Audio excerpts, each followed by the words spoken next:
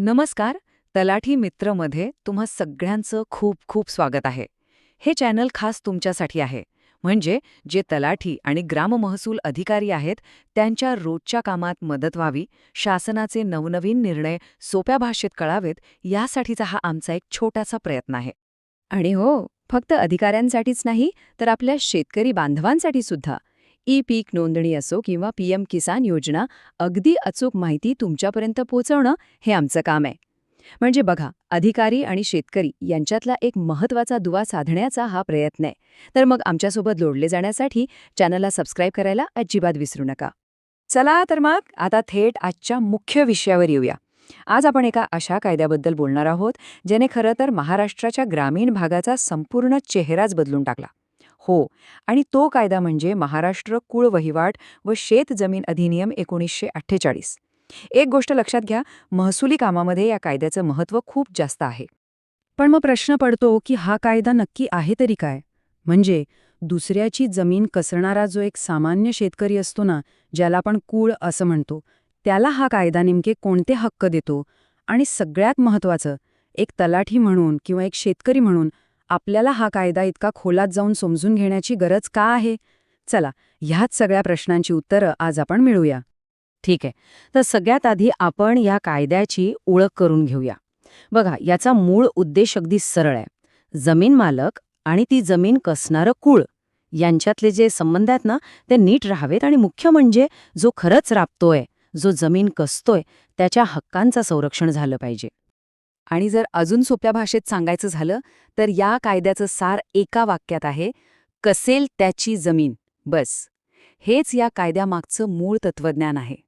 या एकाच गोष्टीमुळे शेतजमीन खऱ्या अर्थाने ती कसणाऱ्याच्याच हातात राहील याची पक्की सोय होते. कसेल त्याची जमीन हे तत्व तर खूप भारी आहे, बरोबर? पण मग कायद्याच्या भाषेत हा कसणारा म्हणजे कुळ आहे तरी कोण? म्हणजे कुणाला कुळ म्हणायचं? ही व्याख्या जोपर्यंत आपण समजत नाही, तोपर्यंत या कायद्याची खरी ताकद आपल्याला कळणार नाही. चला तर मग बघूया, कुळ म्हणजे नक्की कोण? अगदी सोप्या शब्दात सांगतो. कुळ म्हणजे अशी व्यक्ती जी दुसऱ्याच्या मालकीची जमीन कायदेशीररित्या कसते. पण थांबा, इथे एक गोष्ट खूप महत्वाची आहे, ती नीट लक्षात घ्या. शेतात पगारावर काम करणारा एखादा सालघडी किंवा नोकर किंवा मग जमीन मालकाच्या कुटुंबातलाच कोणी सदस्य यांना कुळ म्हणता येत नाही. हा फरक समजून घेणं खूप गरजेचं आहे. ओके, आता आपण येऊया या कायद्याच्या हृदयाकडे, त्याच्या सगळ्यात महत्वाच्या आणि क्रांतिकारक भागाकडे. हो, मी बोलतोय कलम 32 बद्दल. हे कलम म्हणजे ह्या कायद्याचा आत्मा आहे असं म्हटलं तरी चालेल. कारण ह्याच कलमामुळे लाखो शेतकऱ्यांचं आयुष्य बदलून गेलं. या कलमामध्ये एक तारीख खूप महत्वाची आहे. 1 एप्रिल 1957. हा दिवस इतिहासात कुळ कायदा दिन किंवा टिलर्स डे म्हणून ओळखला जातो. का? कारण ह्याच दिवशी जे कुळ दुसऱ्यांची जमीन कायदेशीरपणे कसत होते, ते त्या जमिनीचे मालक झाले, असं कायद्याने थेट जाहीर करून टाकलं. विचार करा, किती मोठा आणि ऐतिहासिक निर्णय होता हा. पण मग तुम्ही म्हणाल की ही मालकी मिळण्याची प्रक्रिया नेमकी कशी होती? तर बघा, त्याचे काही सोपे टप्पे होते. सगळ्यात पहिली आणि महत्वाची अट म्हणजे 1 एप्रिल 1957ला तो शेतकरी ती जमीन कायदेशीरपणे कसत असला पाहिजे. ही झाली पहिली पायरी. मग काय, सरकारी यंत्रणा म्हणजे कृषी जमीन न्यायाधिकरण, ज्याला ALT म्हणतात, ती त्या जमिनीची एक किंमत ठरवते. ती ठरलेली किंमत त्या शेतकऱ्याने जमीन मालकाला दिली की झालं. त्याच्या हातात खरेदीचं प्रमाणपत्र येतं आणि तो त्या जमिनीचा अधिकृत मालक बनतो. खरंच, खूपच महत्वाची माहिती आहे ही, नाही का? जर तुम्हाला वाटत असेल की असेच किचकट वाटणारे कायदे, त्यांची कलमं सोप्या भाषेत समजायला हवीत, तर मग 1 सेकंड वेळ काढून तलाठी मित्र या आपल्या चॅनलला सबस्क्राईब नक्की करा, कारण तुमचा पाठिंबा आमच्यासाठी खूप महत्वाचा आहे. चला आता पुढे जाऊया. आता समजा कलम 32 नुसार कुळ जमिनीचा मालक तर झाला, पण मग तो ती जमीन लगेच विकू शकतो का? नाही. इथेच पुढचं महत्वाचं कलम येतं, कलम 43. हे कलम ती जमीन विकण्यावर किंवा दुसऱ्याला देण्यावर काही महत्वाचे नियम आणि बंधनं घालतं. तर हे कलम काय म्हणतं?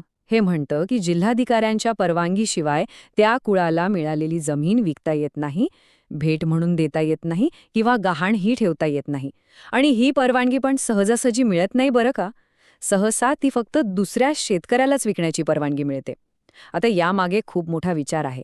तो विचार हाच की ज्या कसेल त्याची जमीन या तत्वासाठी ही जमीन दिली गेली ते तत्व टिकलं पाहिजे. ही जमीन पुन्हा बिगार शेतकऱ्यांकडे जायला नको. ओके. तर आत्तापर्यंत आपण कायदा समजून घेतला. आता सगळ्यात महत्त्वाचा भाग, या सगळ्या माहितीचा सारांश काय आणि विशेष करून एक तलाठी म्हणून आपली जबाबदारी काय आहे. म्हणजे प्रत्यक्ष कामात आपल्याला कोणत्या गोष्टी तपासाव्या लागतील, कोणत्या गोष्टी लक्षात ठेवाव्या लागतील, ते आता आपण पाहूया. बघा, एक तलाठी म्हणून या कायद्याची अंमलबजावणी आपल्याच हातात आहे. त्यामुळे आपलं पहिलं काम काय, तर 7-12च्या कुळ रकान्यात योग्य नाव आहे की नाही हे तपासणं. दुसरं, कलम 32 नुसार कार्यवाही झाली आहे का, याची नोंद आहे का, हे बघणं.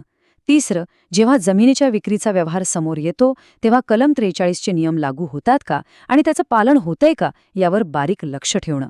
आणि या सगळ्यामध्ये सगळ्यात महत्त्वाचं, शेतकऱ्यांना योग्य माहिती देऊन त्यांना मार्गदर्शन करणं हे आपलं मुख्य काम आहे. तर थोडक्यात सांगायचं तर महाराष्ट्र कुळवहिवाट व शेत जमीन अधिनियम 1948 हा कायदा म्हणजे शेतकऱ्यांच्या हक्कांचं रक्षण करणारं आणि कसेल त्याची जमीन हे स्वप्न सत्यात उतरवणारं एक खूप मोठं आणि शक्तिशाली साधन आहे.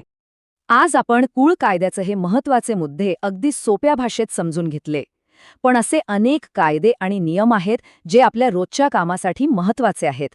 ही सगळी माहिती तुम्हाला अशी सोप्या पद्धतीनं मिळत राहावी असं वाटत असेल तर तलाठी मित्र परिवाराचा भाग नक्की बना. चॅनलला सबस्क्राईब करायला विसरू नका. आज तुम्ही वेळ काढून ही माहिती ऐकली त्याबद्दल तुम्हा सर्वांचे मनपूर्वक धन्यवाद.